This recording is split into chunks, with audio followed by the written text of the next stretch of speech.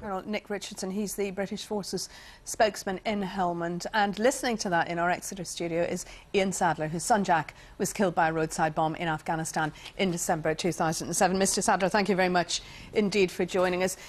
If it's possible to put into perspective so that the viewers can understand what families go through when these deaths occur, like we've heard over the past week. Well, it's just devastating. It comes as such a shock because they're so young. How are you told? What happens? What's the procedure? Well, actually, I got a phone call about 2:45 one afternoon. And there was an officer outside my flat, and he couldn't understand why he was knocking on the door and there was no answer, because I'd given him my work phone number. And then I had this chap on the phone saying, "Are you Mr. Ian Charles Sadler?" I said, "Well, who's asking?" He said, "Well, I'd rather not say," he said, "but I need to know that I'm speaking to Mr. Ian Charles Sadler." I said, "Well, look, if you don't tell me who you are, I'm going to hang up." So anyway, eventually he had to say that, did I have a son that was serving in Afghanistan? And then I had to wait a quarter of an hour for him to come down to the shop to actually break the news. Did you know, though, in your heart at that point? I didn't know whether Jack had been injured or what had happened. I actually asked the officer, Captain Green, if he could tell me if Jack had been wounded, and he said, "I can't tell you over the phone." So for that quarter of an hour,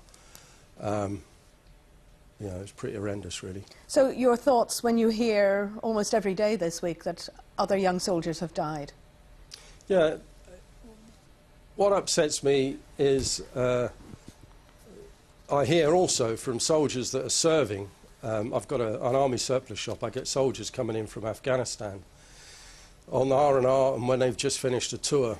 And they tell me that they've got the best kit in the world, but they just haven't got enough of it.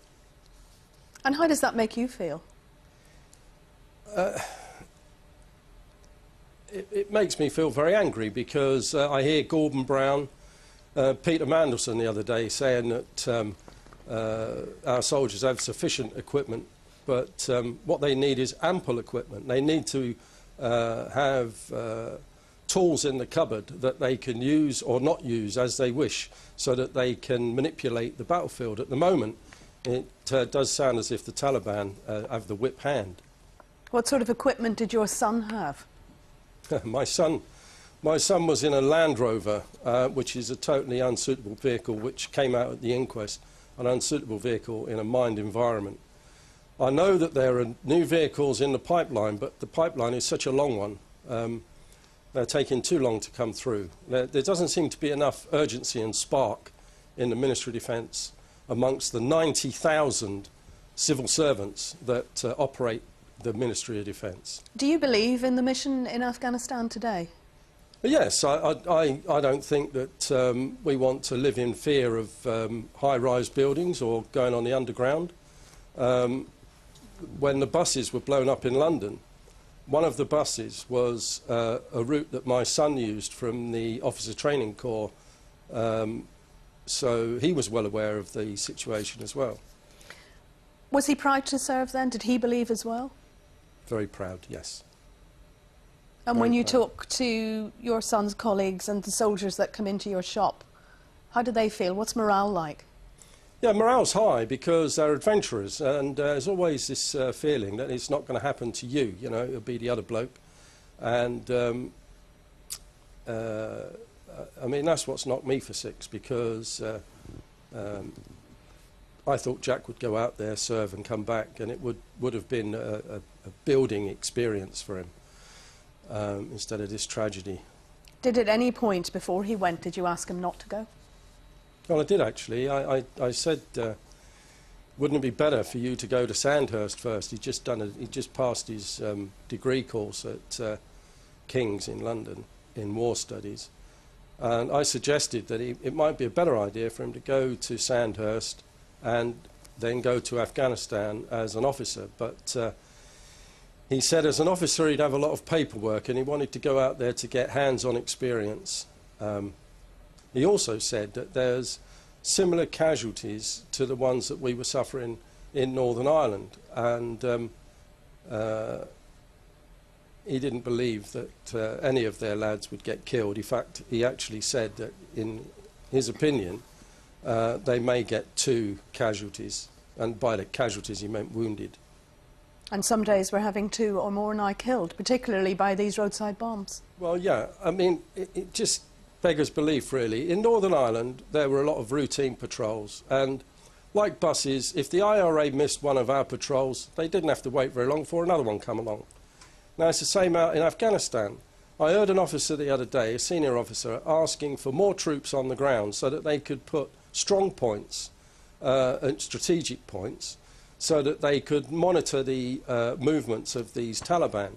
Instead, our lads are having to go out on patrol and meet them face to face, or go on routine patrols where they set patterns on the ground, and then it's fairly simple for the Afghans to lay booby traps. But you don't want Britain to pull out of Afghanistan?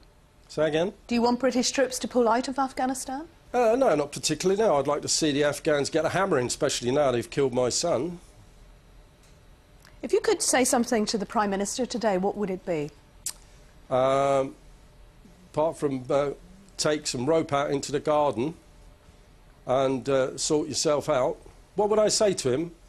I would say, give our troops the support they deserve. Give them the helicopters they deserve. I was speaking to a chap training to be a helicopter pilot, and he tells me that the 10 helicopters that they've got in their training establishment are run by a civilian contractor, that 2 of these helicopters are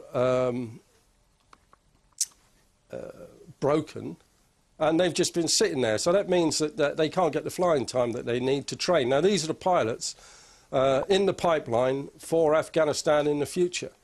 We need more helicopters, we need more helicopter pilots, more UAVs, unmanned aerial vehicles, so that the surveillance can be done without our men actually having to walk around the alleyways or through the